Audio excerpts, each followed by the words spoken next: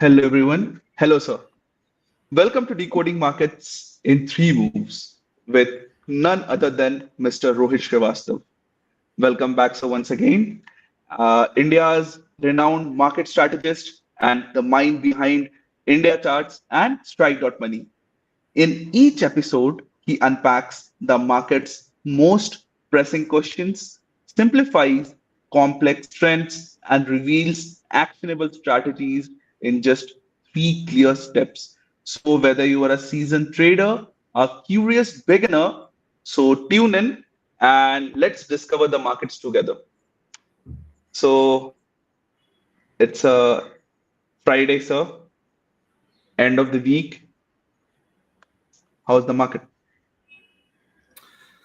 Yeah, it's nice to see the end of the week. And end of the week, we have managed to close above the 20-week moving average. So that's one step forward. However, the last two times that happened, we failed to stay above it and then again went back below it. And so again, we are going above it. The good news is that each time that has happened, the last two times, each time we made a higher bottom, higher, higher, higher. So we've been zigzagging, but I think eventually, if you're making higher bottoms and you're making higher highs as well, we call that a Dow theory uptrend. So in terms of Dow theory, we are already in an uptrend. The only thing is, are we ready to take off? And I would like to think we are, because I doubt there is any more negative news to come in from the US. They've sort of announced every possible tariff they can to hurt India.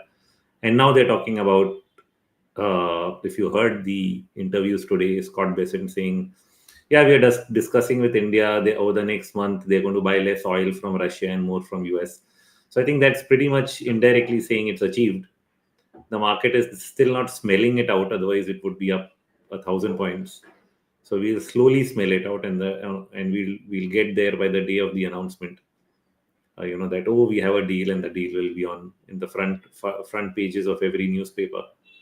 And that's how markets are. They're always anticipatory in nature. So if you can't anticipate these things, then you'll keep expecting something bad, something bad, something bad. Earnings are not good, becho, becho, becho, and you'll miss out on the entire move. And that's what is happening on the street. A lot of people, I can't say everybody, but a lot of people are quite negative. They don't want to accept that things can get better because things are already worst. When things are worst, they can only get better. You can't go from Right, because worst to worst. There's no worst to worst. right, because that is the baseline, and there is only up, there is no down on that. So yes. Yeah. So, so speaking of the currencies, how might the outcome of the recent Japanese elections and the current resistance level near 154.60 influence the USD and Japanese yen currency pair? And what are the possible implications if the currency pair rolls versus continuing its rally? Hmm. Yeah. That's a question that requires a deep dive.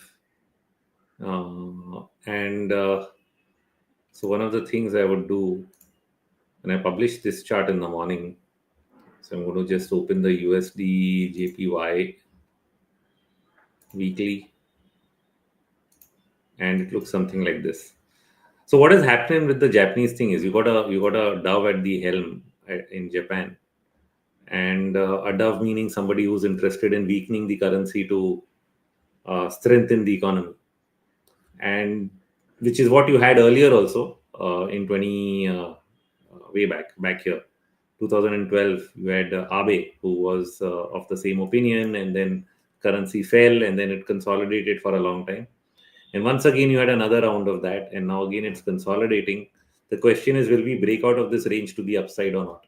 Okay, so that is where the 154 level comes. So while she might be a dove, the problem is right now we have a lot of doves. The dollar has a US dove, India has an Indian dove, and so which currency is going to rule over the other is the really bigger thing.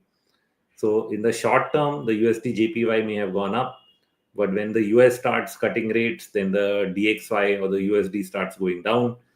And so there's a chance, and I don't know, either the yen and US dollar will diverge, which means the yen goes up and the dollar goes down, or else the dollar index will fall hard enough to bring the GPY down from this level, and we'll be going down together. So then you have a triangular, descending triangular structure, and this time you might even break the lower end. Who knows? So if you don't cross this, then it falls along with the dollar and the rest of the trade, and that's where we are in a very, very interesting inflection point as far as this is concerned. And the impact it has had is it's pulled up the dollar also. So the dollar, which was in this downward trend, is now attempting to break above this line. Now this line break may be temporary. We can say that it's a false break, as long as we are below this high. This high is what, around 99.80. Now, why is all this important? Why is all this dollar currency discussion important? Sometimes it's important for different reasons. This time, it has been important for only one asset class, which is gold and silver. If the dollar keeps falling and interest rates are going down, then gold and silver keep going up. And so far, it's relentless. Even today, silver is up 2%, taking back some of the intraday losses from yesterday. And gold actually sold off and closed down yesterday. So it's actually going higher from there. So a very interesting situation to have. So markets are trying to guess what's happening on the currency. The rise of the dollar is what may have caused yesterday's reaction. But I think nobody believes yet that the dollar will go up a lot, and therefore precious metals have rebounded. So that's what it's all about. Can you get the dollar to start going up, or will it remain in a downtrend? And if it remains in a downtrend, the yen just being one of the second most important players in the DXY, because the DXY is a group of currencies, and the euro has the biggest weightage, almost 50%, more than 50%. And I think the yen is the second one. I'm not sure it's 10 or 12 or 15%. And those are the two major movers. So if anybody can impact where the DXY goes, it's these two.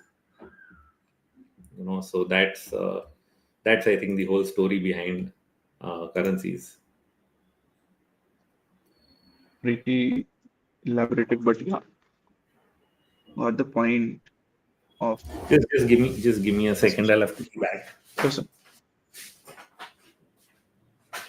So I just wanted to announce one thing to all the viewers who are here watching our live stream, that anyone who has joined from their Twitter accounts can also ask their questions from Twitter also.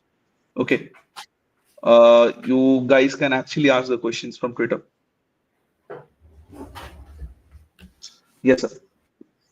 Yeah. Okay. So let's get going to the next question. That is the second question of today's episode.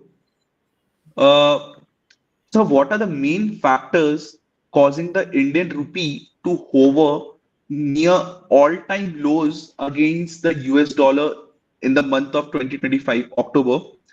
And how might RBI interventions impact this movement?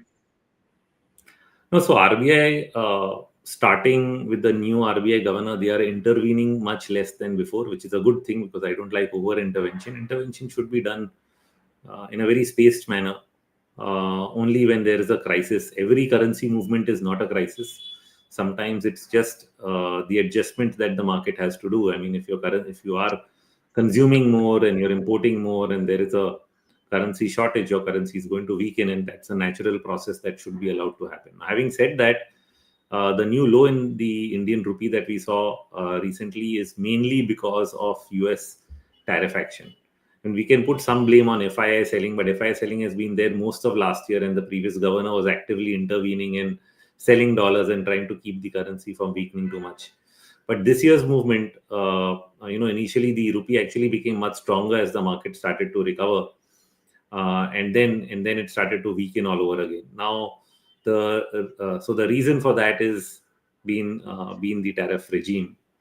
And what the impact of that has been, the pushing our current account deficit up by almost 0.5 to 0.8%, or maybe even 0.1. I mean, I don't know, almost 0.5 to 1%, in that range. And that has a significant impact, considering that we need to use our existing dollars to make those purchases, for oil. And now that there's so much gold demand, so I'm sure there'll be gold imports. So all of that takes a toll on the currency. But I'm not sure intervening is the right way. I think you need to change foreign policy. So somewhere I hope that they manage some deal with the US. That is one step. And in so doing that deal, we do bring stability to the currency. It doesn't mean we stop buying oil, but tariffs hurt because your overall exports come down. And then if that happens, then your inflows will slow. So once we get over that, hopefully sooner than later, then that part of the problem is gone. Then the only problem will be, you still have an import bill. NFIs are not net sellers. So either you need FII flows or you need FDI flows. You need some form of currency inflow to create the balance. I think the easy solution is a very old one, which was already there. It was no capital gains tax on portfolio flows. See, unless you can seriously attract new FDI in large amounts into India. So if the Prime Minister's office believes they can do that, then yes, then you continue with your tax on foreign investors. But in this environment, putting a tax on foreign investors doesn't make sense, because they're not going to give you their money anyway. If you're going to tax them and you have a weak currency, they are the ones who are bringing stability to your currency. Basically, most of your CAD is getting funded by these portfolio flows. So after years and years of doing that, you notice that FII flows have slowed down ever since we put the capital gains tax. It's a very simple equation. Since 2015 that the tax came into place, most of the time FIIs end up being net sellers. There are very few years where they were buyers because of some good months, but the higher we go, the more and more difficult it has been. Very short periods you actually get a move. I mean, I was looking at the FII graph. See, just look at this, and this, of course, this is NSE data. Some people say, "Oh, this data is not correct. Go to CDSL," which is all fine, but this at least gives you an idea. I hope you can see my screen. Yes, sir. It's visible. So now this is the strike platform and the FI data, which you can see at the bottom in the form of a histogram. Okay, so when people last 3 days, you actually had some FII buying, and the TV channels start going gung-ho, 3 days consecutive. Yeah, because we didn't get much buying over here. But you have many consecutive days here. So when you get these rallies, okay, market goes up, you get some buying. But very quickly it goes into a lot of selling. Okay, and this pattern has been all the way. So even when the market went up here, you had some buying days and then selling, buying days and then a lot more selling. And so when you add it all up, when we look at monthly or annual data, what do you end up seeing? You see more down months than up months, right? So even though there may be few months where there's positive flow, very quickly, moment the market stops rising, it sells. So actually net inflow is nothing. On a yearly basis, you look at this since 2021, COVID, the annual is net sell. Why? They only bought for some time around COVID when market was really down. They've been selling since 2015.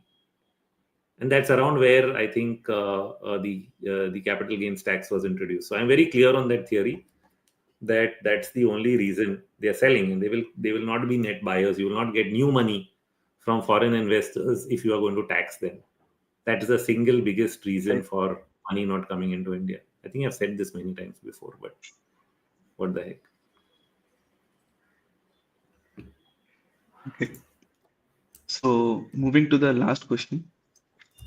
What recent technical signals indicate a potential shift in outperformance between DAX and S&P 500 indices?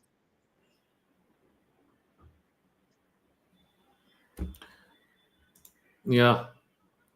So I've been writing about this a lot today, and that's and I think in Weekend with India Charts last weekend, I actually discussed it in quite some detail. So see, I'm just looking back at data. The exemption on LTCG for listed companies was revoked as 2018. Okay. Sorry to interrupt, sir. Are you Yeah. sharing the screen? No. I'm not It's sharing. not visible. I'm not Okay, sharing it. okay. Just reading it out, just for context on the last point. So 2018 is where says revoked. But yeah, since 2015 and the new regime, we've been seeing selling, and I think that I'll still make that the mute point. Of course, after 2015, our markets were high, so initial selling may have been for other reasons. Now, coming back to the outperformance, so somewhere starting last year, you see, whenever the dollar enters a bear market, usually we expect that emerging markets or other developed markets outperform the US. However, we were still not seeing signs of that, despite the big dip in the dollar in 2023 or even in 2021. Each time the US has done better because most of the stimulus has come from US. US was stimulating the most after COVID, and therefore it made up most of the gains. And then of course there's technology, right? The technological changes happened there. First it was the Mac 5s, now it is the AI trend, and so that has sort of kept the US as the best performing market. And we've not seen that outperformance of other markets, but many of the other markets are actually cheap when you think of valuations. So we started seeing an initial sign of this outperformance last year in November, when the US market looked like it's going to top out. It was petering out, fag end, losing momentum, and some money probably shifted. So you saw the DAX outperform the US, for next couple of months, and we also saw that across Asia and a lot of the emerging markets.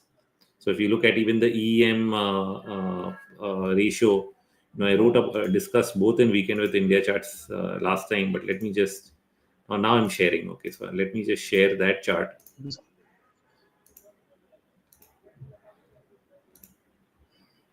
So this is the EM SPX ratio.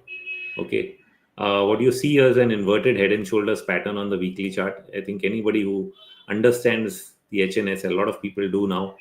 A lot of people write about it online. This is the most perfect HNS I could see, and we are on the verge of. We slightly broke out, pulling back. We're on the verge of this point. This is where we are, trying to break out. The RMI on the weekly is already turned bullish in anticipation. But yeah, we need to go past this line, move higher, and then it's clearly an inverted breakout. Okay. So what does it mean? It means that this long period of underperformance, see how long that is, of emerging markets relative to the US starting 2008, last crisis, and prior to that they were outperforming. That's the last dollar bear market. Okay, but the dollar bear market I thought started with COVID, but then the dollar made a new high in 2022, somewhere here. After that, the ratio is still falling, which means even after the resumption of the bull run, we didn't see a reversal in the underlying trend for emerging markets relative to US. But now, when I look at various Asian markets, they are vertically going up. So I think they are playing big catch up with US. It's very similar to what happens between gold and silver. That late stages silver catches up, and similarly we are seeing other markets catch up and start outperforming the US. I think so. This may be an early sign that just like I'm saying for Europe, even emerging markets, other markets, non-US markets, basically start doing better than the US. And I think we are in the infancy of this trend. As always, I'm trying to call something very, very early, but yeah, it should be happening. I think it started to. Second round seems to have started to happen just now. Yeah.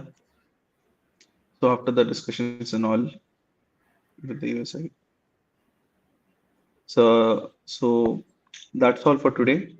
And let's move to the questions asked by our viewers. Starting with Pradeep Tiwari. He has the first question. In RMI indicator, can you bring intraday time frame? Yeah, on Strike, it is going to be available both on the desktop and mobile in the next version upgrade. So it's already designed, but yeah, it will take a while for us to release that. But if you really want to use it, get in touch with our team for TradingView access. They can offer you a subscription to RMI on TradingView if you want to use it on intraday charts over there.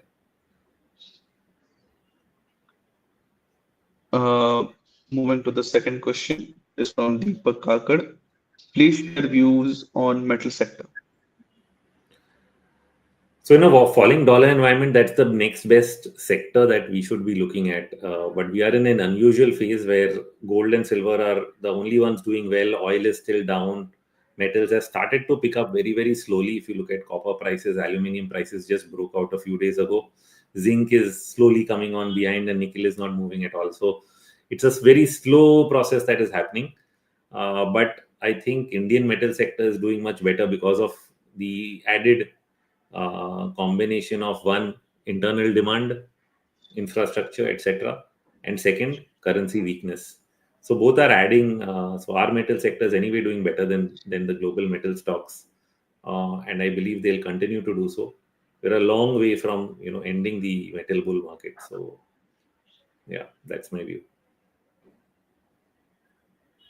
So moving to next question is also from Deepak. Are we already in a commodity super cycle? I would like to think so, but we are in wave two. We haven't entered wave three yet, mostly being pulled down by oil. So while we are seeing it in some parts of the market, when we see it in, for example, coffee prices, but we don't see it in wheat prices, we don't see it in sugar yet. We saw the first wave in sugar in 2020, 22, but after that sugar prices have gone down and the third wave has not yet started. So I think a lot has to do with oil somehow.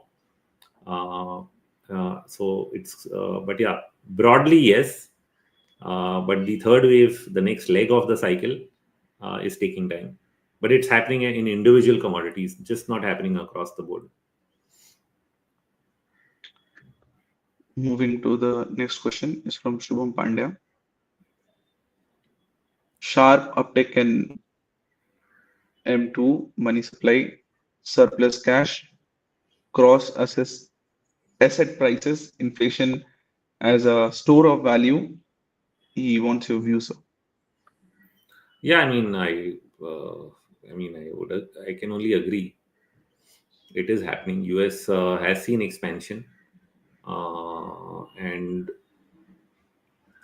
yeah, there's a pro-inflation view even for the US, but it's not right. It's not like right away, you know. And somewhere, what is happening is US is beginning to accept that inflation is going to remain at this higher level. It's not going to go down because growth is strong, and therefore they need to cut rates anyway. Okay, so this is a very different outlook they're taking, which is partly why gold is out of control. You have inflation at 2.5%, and you start cutting rates. Of course, rates are still higher than that, but you're cutting interest rates and you're not targeting now anymore that it has to go below 2. Now it's like, fine, it's down enough, let's cut rates. And gold says, wow, let's go then, let's run.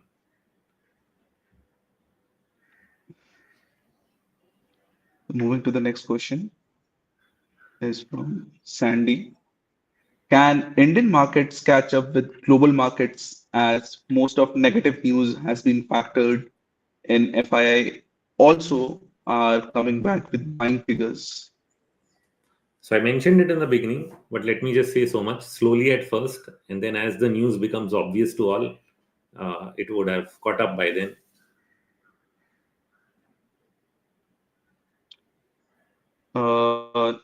Moving to next one is again from Shubham. K-shaped economy kind of moves to be seen where government support sectors like AI and AI infra leading the way. Second part are from Hedge Eye, your view, sir.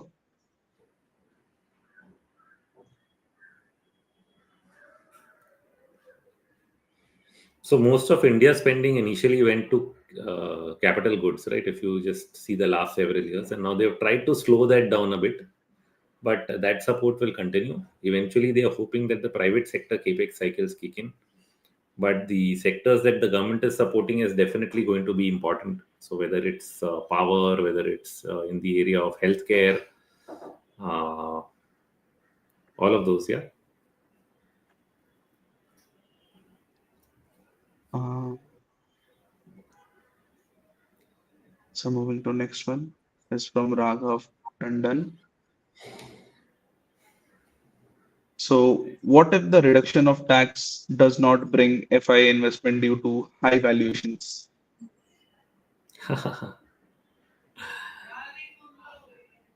Valuations are not an argument. Growth is. High growth results in high valuations. Low growth results in low valuations. So if you have high valuations and you have growth, money will find it, whether it's domestic or FII. The only difference is your currency. Now, because you have such strong domestic money flows, the stock market is not going to stop because FII money didn't come. That can only save your currency. But if the currency weakens along with growth, the stock market will go up even more, because the stock market is a hedge against inflation as well. Don't forget that. So this FII side is not like the most important argument on earth. FII money doesn't come, growth will still drive up high valuation stocks. FII money comes, many other things might do well along with it. Maybe the currency will be strong, so it will make you more comfortable. And on the macro front, you'll not be worried about that. You might not be worried about the imports on gold impact. That's where the FIA will help.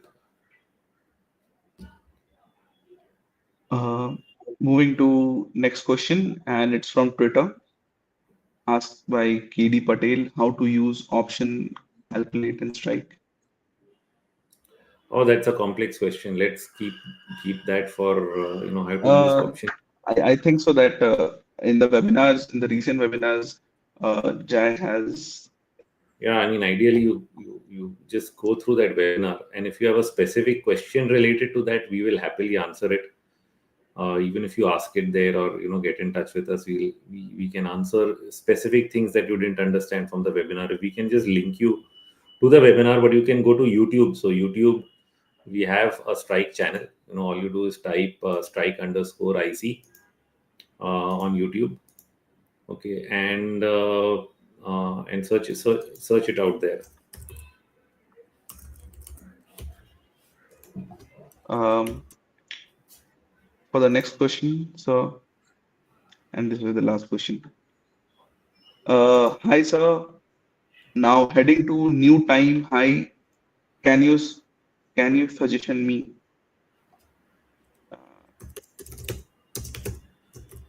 Sorry, it's a stock specific question.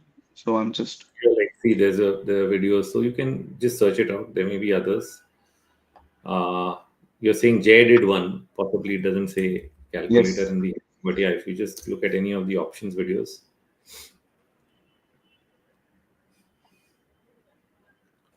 So yeah, tell me. So this is the last question for today's session. It's again from Shubham. Overall, BBG I was consists sharing my shows screen. India's earning growth. Sorry, sir. No. I missed sharing my screen, so I'm just going back. So this is a strike IC channel. Like, there's something on open interest signals. Then there's yours one on options calculator, valuation tool for option trades.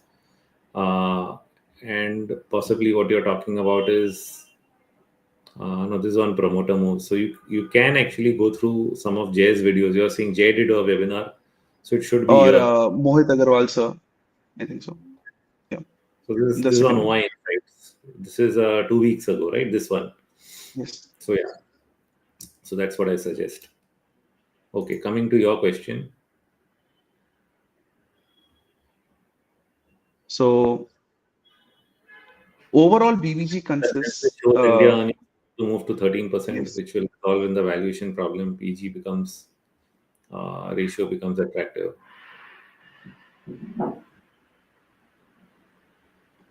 Yeah, I mean, that's fine. That's PG is in its own place right now. Market's not following PG; it's following things like market cap to sales and EV by sales, and so revenues are also being given a lot more weightage than just PEG ratios.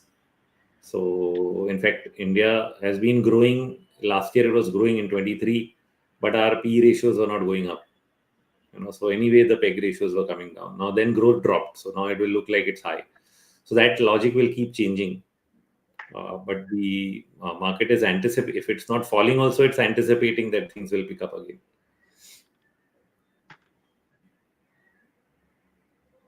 So That's all That's for it. today's question.